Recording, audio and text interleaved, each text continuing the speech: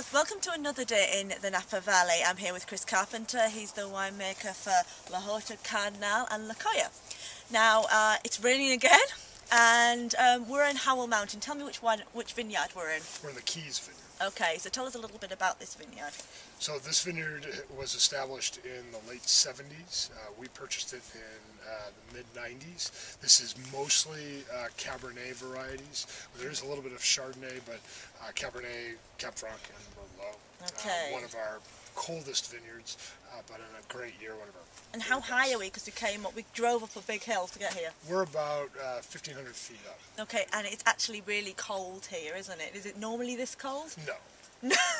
It's a cold season, isn't it? So, are you a bit concerned about the fruit at the moment? And why have we got these white tarpaulins down? Yeah, I'm very concerned about the season. We had a very late season this year as far as our progression of the life of the vine. We're about a month behind. Right. It's now October 6th.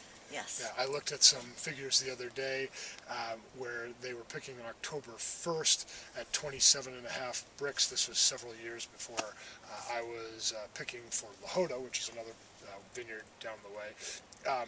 We're on October 6th, and this is at like 22 degrees bricks, so we're quite a bit of ways behind.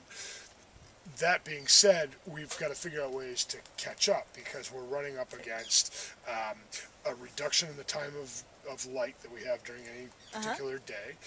There's rain.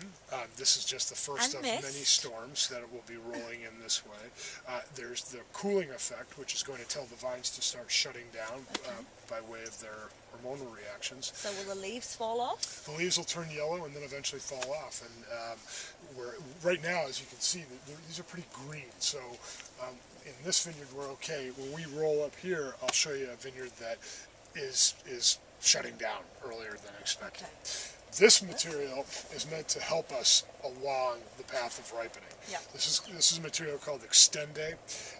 It is meant to reflect the light that we get.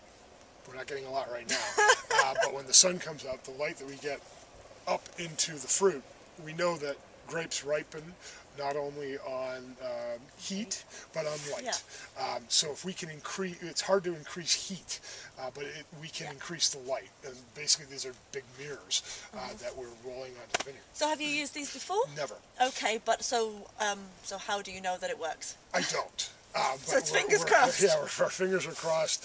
We're experimenting. I did, when we decided to use this, the great thing about the wine industry in the U.S. is that you can call any number of people and they'll tell you what they've done and how they've done it. So I turned to some of the cooler regions in North America and called some of my colleagues. I called a colleague up in British Columbia who actually makes Cabernet in British Columbia.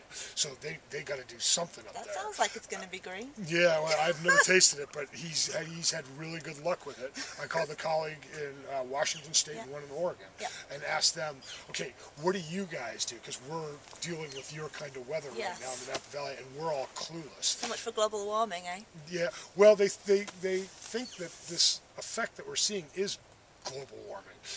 You have to remember that we're only about 50 miles from the ocean. Yes. So when it heats up in the interior of the United States, the draw is much greater.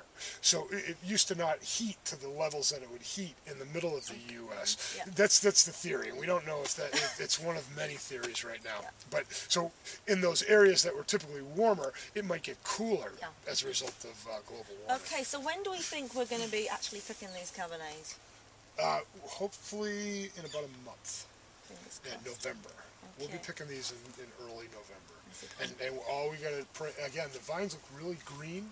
They look like they can last that long in this particular block, but there are other blocks on this vineyard that we'll visit that aren't in the same boat. Okay, well, good luck with the rest of the 2011 vintage, and I guess we'll see the proof in the bottle. Yes, we will. Or we won't.